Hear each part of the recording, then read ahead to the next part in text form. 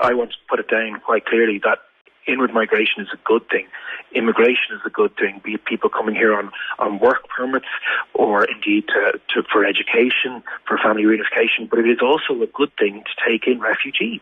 It is a good thing for us as a country to be somewhere that people want to come to for a start, but that we do provide that safe haven and that we support refugees who are fleeing situations around the world that are totally inconceivable to you and I, and then we look what that inward migration means to our economy and society. Our economy is growing because people want to come here. They want to work, be it in the big pharma companies or in the digital and tech companies.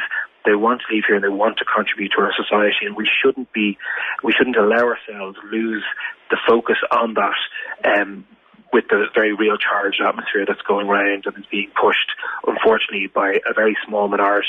Earlier on referenced an incident where there were people protesting at a building that wasn't going to be a migrant centre at all.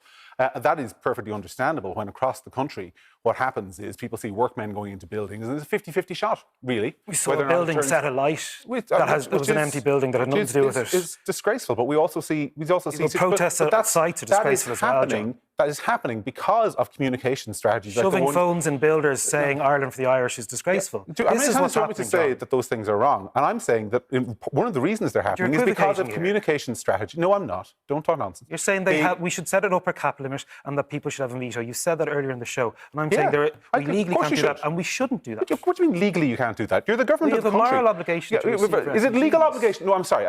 I'm sick of the moral legal obligation if someone from the European Union wants to move here that we say no one from the EU can come here. You said you have a legal obligation. You are the government of the country. You were elected by the people to look after the interests of this country. And I say you have a legal obligation and law prevents you from setting particular policies. And the interest of this country is meeting international law and is showing that we are a welcome place for people fleeing war. Who signed up to those international laws?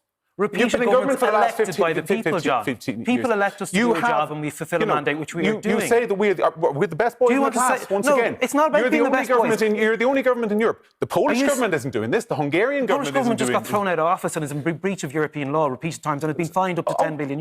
Let's say the facts if you're going to say this, I think there are a lot of people in the country, frankly, Neil, who would pay €10 million.